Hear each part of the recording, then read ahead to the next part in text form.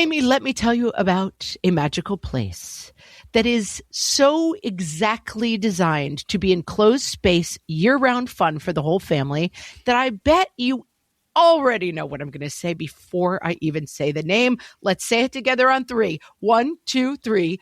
Great Wolf Lodge. You got it, Amy. My kids loved Great Wolf Lodge when we went. You probably already know that it has a huge indoor water park with a wave pool, lazy river, a bunch of massive water slides. But then your pack can hit the other attractions because wait, there's more. Great Wolf Lodge has adventure-packed attractions like Magi Quest, a live-action game kids can play throughout the lodge, plus the Northern Lights Arcade. Spent some quality time there, so your kid who loves the lazy river and your kid who loves fantasy games will both have a great time. Great Wolf Lodge also offers great dining options and complimentary daily events like nightly dance parties, all under one roof. Unpack the car once and you're settled in to have fun. And with 22 lodges across the country, you're always a short drive away from adventure. We've both had such great times at Great Wolf Lodge, so bring your pack together at a lodge near you. Learn more at greatwolf.com and strengthen the pack. Hello, everyone, and welcome to a Fresh Take from What Fresh Hell, Laughing in the Face of Motherhood. This is Margaret. And this is Amy, and today we're talking to Whitnee Hawthorne. She's a speaker and author, a Fortune 500 executive, a mom, and the host of the Savvy Working Moms podcast. She has a passion for supporting and encouraging working moms. She's also the founder of the Savvy Working Mom website, which is a platform dedicated to helping working mothers be the woman they want to be. Whitnee is currently the Vice President of Customer Service for JetBlue Airways, and she is also the mom of a 3-year-old and a 15-month-old. Welcome, Whitnee. Hi, I'm so glad to be here. Thanks for coming on amidst all the other things you have going on in your life. So, little kids, big job. What brought you to this work in terms of like helping other moms figure this out? Well, when I had my first son 3 years ago, I was in a place where I had a supportive boss. I was in a supportive workplace. My husband was supportive, and it was still really, really hard returning from maternity leave. I am a woman who needs to work, but also wants to work. I can't imagine myself being a stay-at-home mom. I think working is just a part of who I am. And so going back and knowing that about myself, that I'm a woman who has ambitions and a career and wants to work, and then was also a mother, I had a lot of trouble figuring it out. Mm-hmm. And so I started talking to other moms like, hey, how are you doing this? How are you figuring it out? Because this is really, really hard for me. And they were all like, no, it's hard. It's really hard. You're onto something here with the hard. And I was like, oh, well, if it's so hard, like, why aren't we talking about it more? It really felt like I nursed. So I nursed both my kids. And I feel like nursing is one of those things that are also can be really, really hard, but no one tells you, right? Like in the movies, you like hold the baby to your boob, to your breast, and they suckle, and you're like, oh, this is the most beautiful experience ever. And you stare angelically out the window at a rainbow. Yes, and the sun comes through the window. And yes, I've seen those pictures. Yeah. Not accurate. Yeah. And then you like get down to it and you're bleeding and cracked nipples and the baby won't latch and everything is miserable. I remember I had a lot of trouble with my first son. He had a big tongue tie, and going to a La Leche meeting, and it was just a circle of weeping mothers trying to get their babies to latch. And I was like, this is so hard. Remember that place, yeah. But no one told me about it. And I felt like the same thing returning back to work. Like, this is really hard and no one's told me about it. And for me, I find strength in solidarity, and I find answers in understanding what has worked for others. And so knowing that other women were telling me this isn't easy for them, I was like, we got to talk about this more. Like, if we can just all talk about the fact that it's not easy and there's nothing wrong with us for it being challenging to work and be a mother.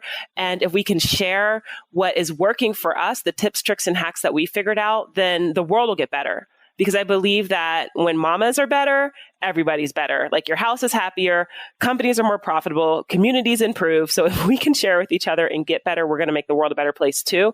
And that's kind of where the platform came from. That's great. You're an executive with a really big job, and I'm curious what you see women's strengths are in terms of what we bring to the boardroom. There's so much about like, oh, we're making it work and it's hassle and it's all on women and it's not fair. But what's the value add that we bring in? What is the thing we do better?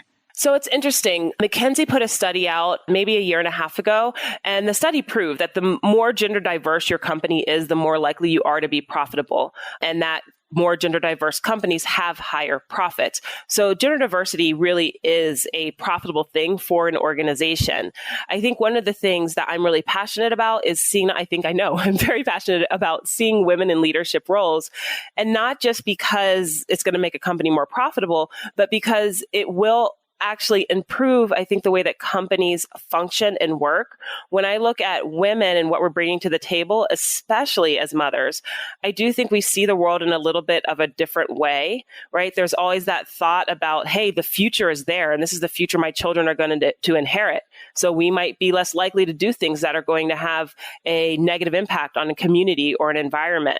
I think we also bring the sense and ability to hear and understand others in a way that you just don't before you become a parent, before you become a mother. And so that hearing and understanding allows you to take in more information, and the more information you can take in, the better decisions you can make. There are certainly an innumerable number of transferable skills that come from being a mother. Right? For sure. Yeah. I mean, look, crisis management, I thought I was good at it before I had kids. Let me tell you about my crisis management skills now. I mean, the ability to stay calm when things are completely chaotic and hectic, the ability to, I call it the Mama MacGyver effect, right? The ability to make do with what you don't have, right?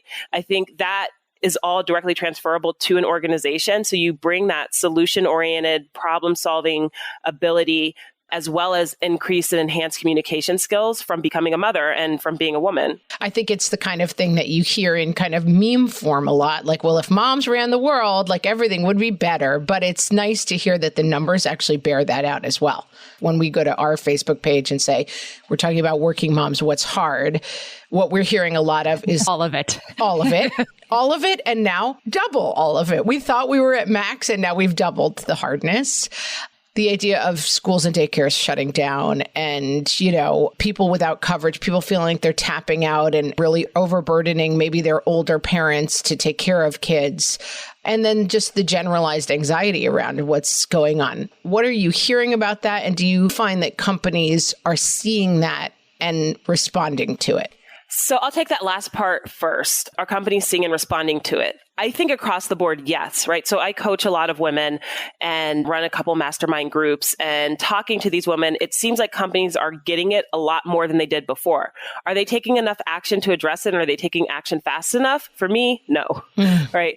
But at least, I guess, being aware is the first part. And companies are now more aware than they have ever been about what happens when women become mothers and are also working. And that awareness is the start to conversation around what policy updates can be made, around what benefits might need to be changed. Also around, on a day-to-day basis, what an individual manager of a person can do to support them.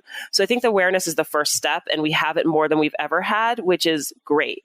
Is the action happening fast enough? I don't think so. And I also don't think it fully rests on companies as individuals, as individual entities. I think it's also largely about society, because the thing that I hear the most from women, whether they are working to support the income in the household or working as the primary breadwinner, is I'm still the mom, right? Whatever happens, I'm still the mom. Yep. And what that translates to for me is I'm still the primary caregiver. I am still the person who everybody counts on to do all the things. And so no matter how supportive the partner in the relationship is, whether you're co-parenting, you have a partner, you have a husband, you have a wife, like it's still this feeling there's one individual who is still the mom. And if they're working, they have that pressure of continuing to perform at their job while also continuing to perform for everybody else who depends on them. And the pandemic certainly has exacerbated that. And I feel as if it is really a societal thing that we need to collectively work on updating. So there isn't one person in the household who is always feeling so responsible for everything related to the success of the household. Do you think that the pandemic, everybody remembers that guy who was on the news and his two little kids ran into the room behind him and it was like, we can't know you're doing this from home. That has gone away, right? We're all doing this with the dog and the kid and the husband walking by in the background, whatever it is. Do you think that's good for working women in the end? Do you think that will help change things long term? I do. So I think that it's going to help. And because, it happened to the guy, it's happening to men. They're home now too. They're working from home and they've got kids and they can see that whether you're the primary caregiver or not, if you've got kids in the home, there's a whole nother thing happening. And maybe in the past, some of these folks, either because of the childcare that they had access to, that not everyone has access to, or because of the support from the spouse that they had, that not everyone had that same level of support, especially if two parents are working full-time jobs, they get to see what this reality is and what it feels like, and can hopefully therefore empathize a little bit more with everyone else in their organization. Because at the end of the day, we are people who show up to work. We're not robots or worker bees, and there's only so much compartmentalization that can be done. And I really believe that, you bring the suckage from home to work and you bring the suckage from work home. So that is well said. And I also think it has facilitated some conversations. My husband worked at home before the pandemic. Then when the pandemic started, he kind of kept going down to his office as if like, oh, I just already work from home. Nothing's going to change. And I kind of had to sit down with him and say, the whole world has changed. And I think sometimes it's easy to characterize the dudes as, clueless and they don't care. They just keep going. But that is sort of a natural lane that my husband was in. And I do feel like after we had that conversation, he realized it was going to involve a conversation on his part to say to his work, my wife is taking on all of the home care and homeschooling 3 kids. I think that the men have to be involved in these conversations too, because otherwise it's kind of us doing all of the labor around that. Yes, I think that's so important what you're bringing up. It's this idea of, and I probably am not going to quote it the right way, but what's happening is a bit of a form of oppression. Yes. And the oppressed cannot free themselves, right? It's the oppressors who actually have to take the action to free the oppressed. That repeats itself over and over again in history. And so when I think about the pressures that have been put upon women who work and are also mothers, we ourselves aren't alone going to be able to remove that pressure, right? We need the advocates of others, largely men, to step in and say, hey, what's happening here? This has to change. And for it to change, I myself as a man need to have these conversations. I myself as a leader of an organization need to make sure that we have the right culture and expectations of our employees. And I need to live up to that, even if I personally am not impacted by it, or even if I personally don't feel the impact of it. If I know this is happening for my organization, I need to be the one to, as the person in the place of power, to actually start to help drive this change. So we need that advocacy from men, especially men who are in positions of power and leaders in organizations, to start to change what this dynamic is. Amen. That's great. We're going to take a break and we're going to talk solutions for ourselves after this break. For some of us, tax season is one of the only times that we look at our finances fully. And once it's over, well, that was terrible. And it is completely understandable not to want to think about it for another whole year. But using Monarch and being intentional with your finances in an ongoing way helps you see where your money is going and how you can put your refund to best use. We are here to tell you, simplify your finances with Monarch. Monarch is the all-in-one personal finance tool designed to make your life easier. It brings your entire financial life, budgeting, accounts and investments, net worth, and future planning together in one dashboard on your phone or laptop. Feel aware and in control of your finances this tax season and get 50% off your Monarch subscription with code FRESH. As you know, my husband and I are preparing to send, 3 kids off to college, and I cannot tell you how helpful Monarch has been in showing us our full financial picture, helping us to track our spending and reach important savings milestones. Our weekly meeting, Amy, it's now run by Monarch. Love it. Achieve your financial goals for good with Monarch, the all-in-one tool that makes money management simple. Use code FRESH at monarch.com for half off your first year. That's 50% off at monarch.com, code FRESH. At DSW, we ask the important questions, like, what shoes are you going to wear? Whether you're prepping for wedding season, festival season, or just planning the ultimate vacay, the right shoes can make or break an RSVP. So own the moment. You've got big plans, and we've got just the shoes. At the perfect price, of course. Get ready to get ready with Designer Shoe Warehouse. Head to your DSW store or dsw.com today and let us surprise you. We're talking to Whitnee Hawthorne of the Savvy Working Mom. So Whitnee, while we're waiting for all this change to come, let's talk about how the working mom can find a little bit of joy amidst all this grind. You say that that's possible for us. I think the biggest thing for me, the place to start when it comes to joy, is to own the fact that it's a choice. We have a choice to be joyful and we have a choice to be happy. And that doesn't mean that every day is going to be full of joy. And it doesn't mean we aren't going to have sad, horrific, traumatic moments. It doesn't mean that grief isn't real. What it means is that in any given moment, throughout any given day, we can choose to find something that sparks joy in us. And that is part of thriving in life. That is part of how we bring our best selves to the world, but also how we don't, stay stuck and in the co-pilot seat of our own life. And so when I think about finding joy and joy being a choice, it means that you have to then act on that choice, right? You have the choice to be joyful. You have the choice to find joy. And knowing that you have the choice, you then have to take the action, because knowing is never enough, right? If you don't take action, nothing changes. And so for me, finding joy, especially in those troublesome moments, is about reflection and easy reflection. So the best way to be joyful in a crappy situation is to have previously thought about the things that bring you joy, right? Because in the moment, it's just so hard to actually find the joy. Right. And so I keep a gratitude list. I believe gratitude is extremely important. I keep a list of the people I'm grateful to have in my life, the experiences that I've had, the things that I own that I am grateful for. In those crappy moments, I can pull it out and look and just remember, even though right now is horrible and awful, I still had that ability to live in Paris, and it was amazing. I still had amazing meals when I lived in Dallas. Lots of barbecue, way into brisket, right? I still have healthy children, right? There are things that I can go through that list. And even if I am in a really bad situation, they remind me that there is some joy. I think the other thing, especially when it comes to work, is making sure that you take control of your day, and that you not only control your career and the path of your career, but you control how you feel each day.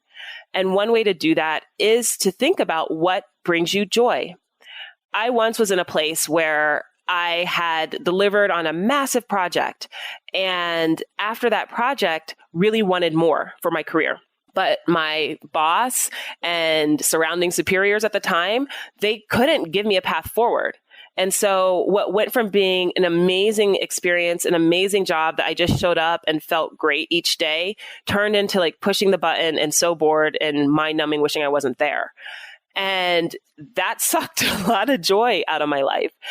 And so I took a moment to think about, gosh, well, every day I'm going to work. We spend so much time at work. Half of our waking hours, a lot of us spend at work. And so I thought, this is not good. I can't stay like this. But I can't leave because I need this paycheck, right? So what am I going to do while I look for something new? How am I going to make my days better? And what I realized is what I was really missing at work was being fulfilled. I didn't feel fulfilled the way that I did when I was working on that big project and delivering new things. And so I took a moment to think about what actually fulfills me. And there were really three things. I love interacting, coaching, supporting women. Always have. At one point in my life, I owned a gym. This is just something that really drives me.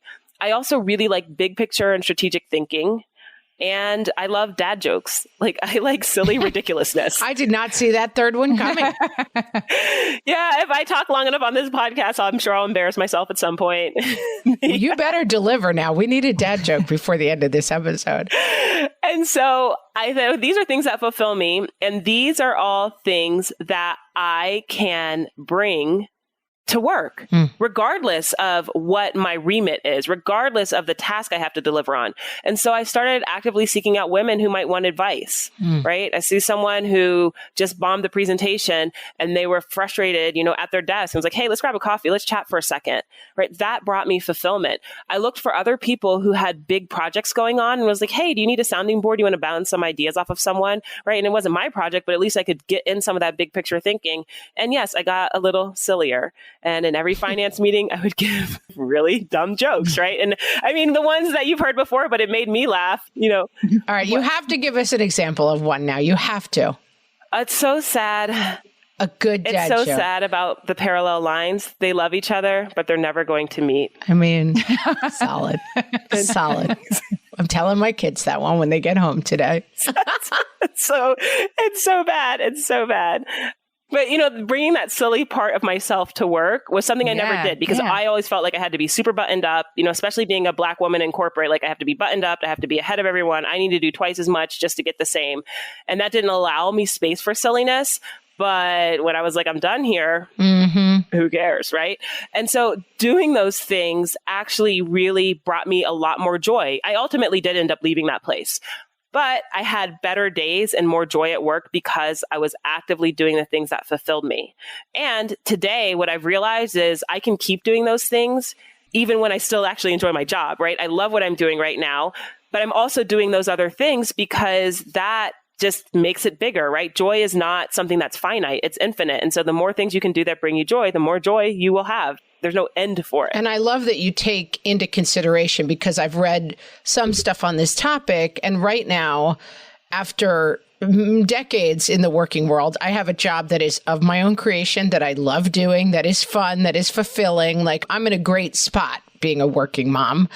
But I know that for many years, I had jobs that did not involve a lot of joy. I mean, if you're going to work because you just have to get health insurance or you just have to feed your kids or you just have to kind of string as much together and you just feel like you're on the hamster wheel of working, I think the stuff you're talking about is A, more elusive and B, more important at the same time. So is there a difference when you're talking to somebody who has a job that they love and that they have career advancement potential and somebody who is really just desperately trying to get health insurance for their babies? Yes, of course, right? Because ultimately, it comes down to an individual and what their needs are and why they're doing what they do and what their circumstances are and what your position is. Our circumstances, our challenges, our issues collectively are not that unique.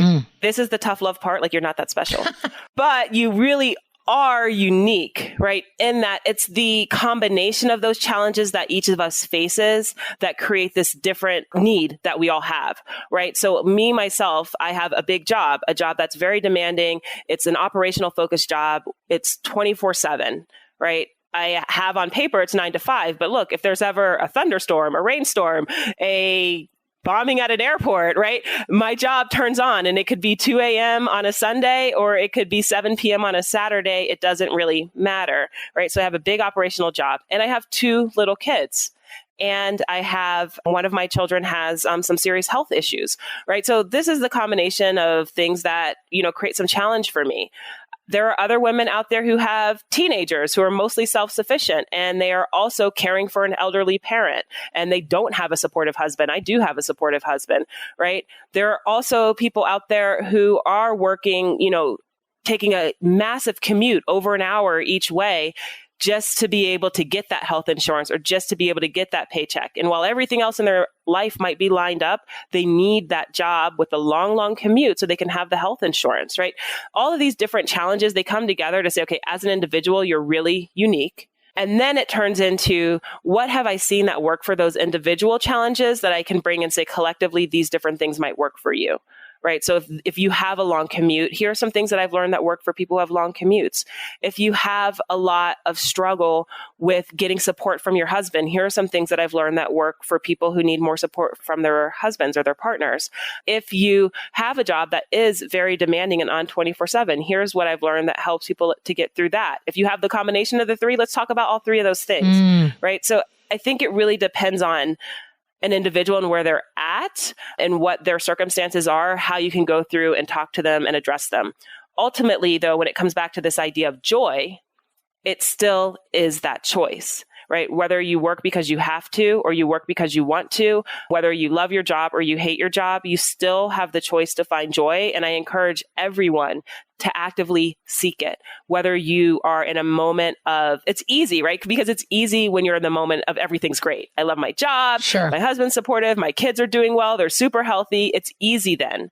So why not in that easy time, take the opportunity to create the practices that will help you to find joy in the hard times? Because ultimately they do come, right? We're humans, suffering happens.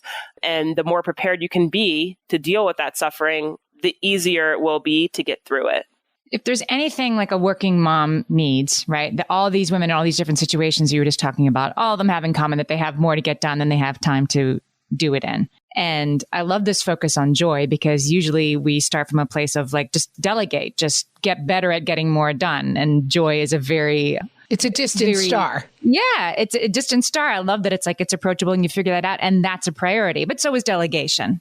And so I wanted to talk a little bit about, because you talk a lot about that in your work.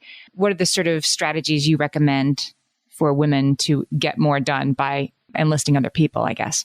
Yes. So delegation's key to thriving. I believe, like you said, we all have more, our to-do list is much longer than we're ever going to actually complete. And so delegation is really important. I like to go through a process that I call EDAB. You can like dab when you actually do it if you want to. My kids will call you cringy if you do, though. I'm not going to lie. I was going to say, I don't think it's allowed. Dabbing is over, apparently. I tried to dab the other day and my kids told me I was cringy. But anyway, EDAB it. And it really starts with eliminating. First, you have to eliminate. Look at the things that are going on that you don't really need to do and cut those out. And then delegate. That's what the D stands for. And then look to adjust, which is, can you do things a little bit differently? Can you cut out some steps? Can you do things a little bit more quickly? And then ultimately batch, right? So the similar tasks that you have going on, try and get them all done at the same time.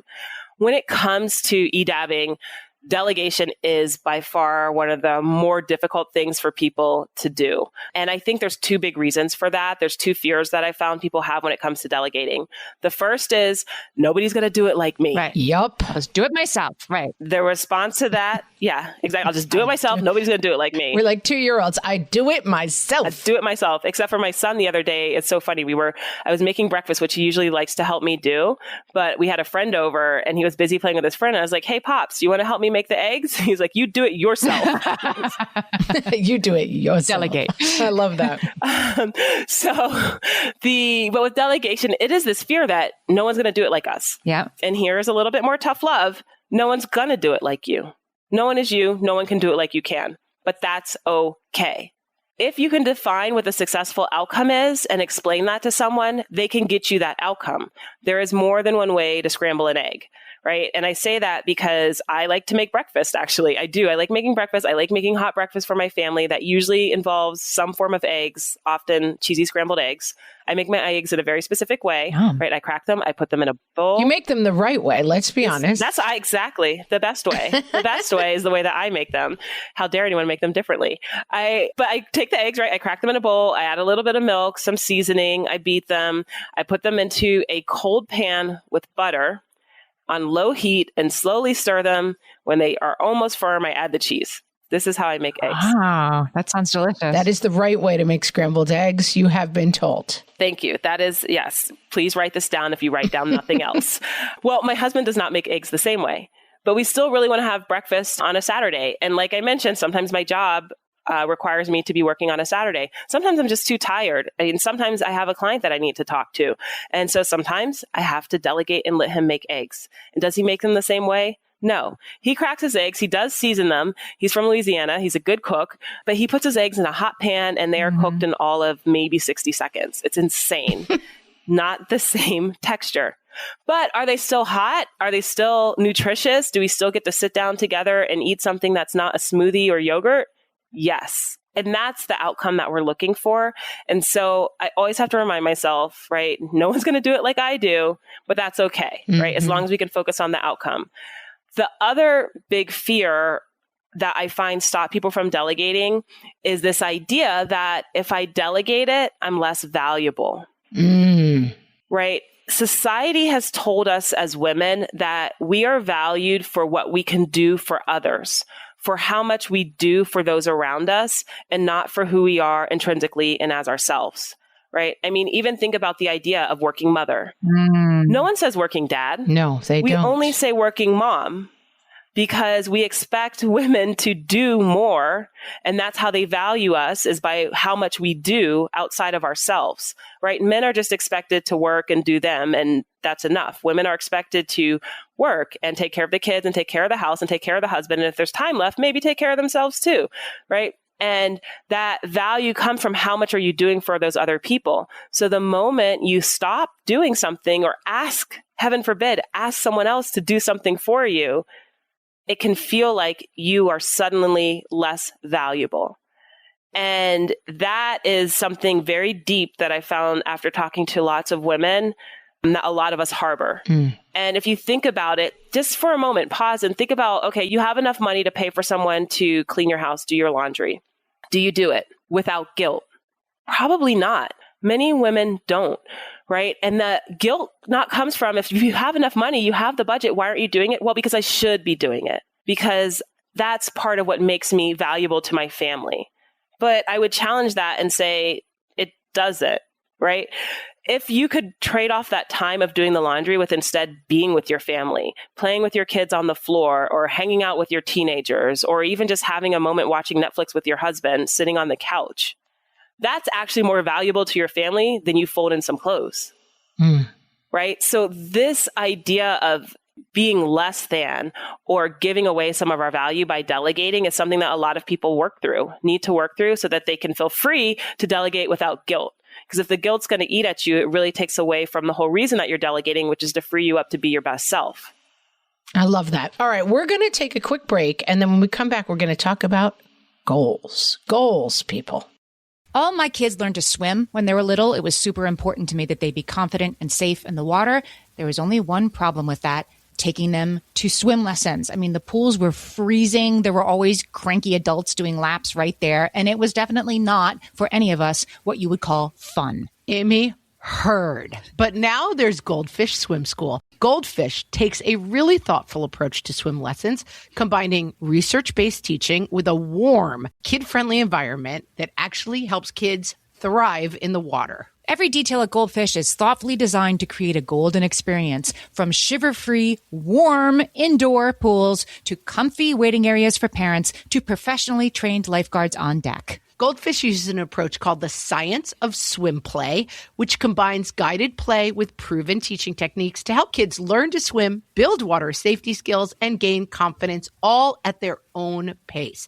Lessons are designed to meet kids exactly where they're at. If you've been thinking about swim lessons or just wondering where to start, this is a great opportunity. Right now, Goldfish Swim School is offering a waived membership plus your child's first lesson free at participating locations. Just visit goldfishswimschool.com/free to find a location near you and enroll using promo code FREE. That's goldfishswimschool.com/free, promo code FREE. Amy, when I'm having a good hair day, it usually makes my whole day better. And that's why on every day, I'm taking Nutrafol. Nutrafol is the #1 dermatologist-recommended hair growth supplement brand, and it's the #1 hair growth supplement brand personally used by dermatologists. Nutrafol's hair growth supplements are peer-reviewed, NSF certified for sport, and clinically tested. Nutrafol offers multiple formulas for men and women, tailored to different life stages and lifestyle factors, so you get support that's actually right for you. Adding Nutrafol to your daily routine is easy.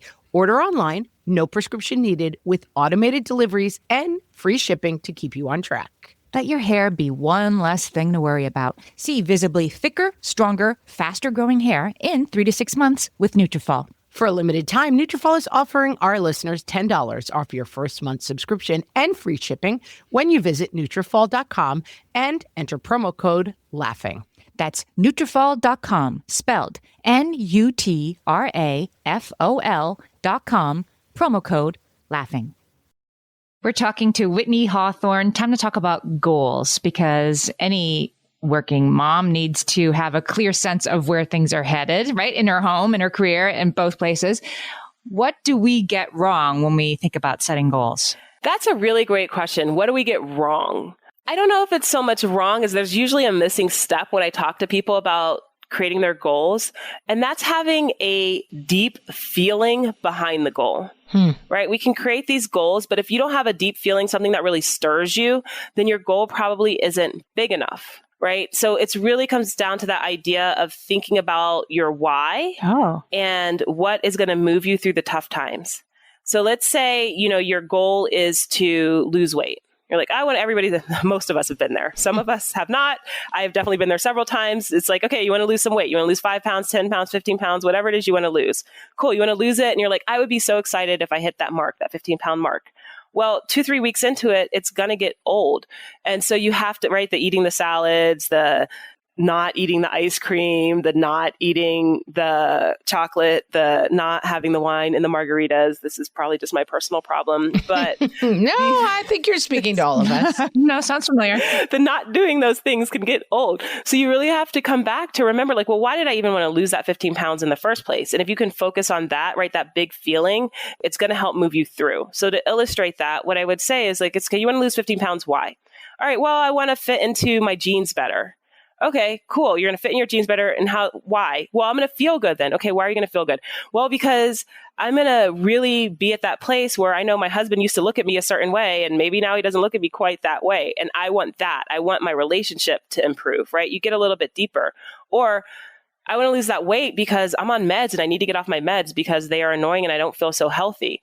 Okay, well, what happens when you do that? Why do you want to do that? Well, I'll be able to play with my kids and have more energy with my kids. Okay, what happens when you do that? I'll probably actually be able to be around longer for them. I want to see my kids get married, right? This is the type of, like, when you can dig in and have those deeper understandings about why you have your goal and what's driving it, that big feeling, and you can remember it, it will help to pull you through when you don't have the motivation that you need, right? When you're not having those days of the high of just, losing the 15 pounds is going to be great. I think another thing that people get wrong about goals is kind of forgetting about them. So I run my own business now, and Amy and I spend a lot of time like goal setting and what's our 5-week plan? What's our 5-year plan? Like, we have these conversations all the time because we run our own business.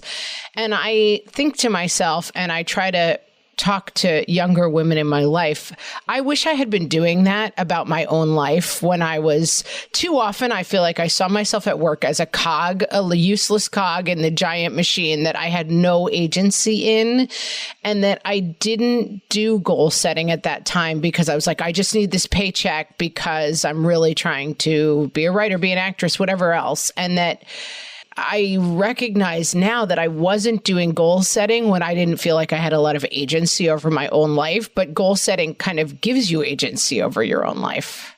Yes, 100%. Goal setting is what creates that agency because you can take any situation that you're in and say, how can I leverage this to get me to my goal? Right. Right. And if it's a job that you don't like, that paycheck you're getting is helping you get to your goal, right? Because it's sustaining you in that moment.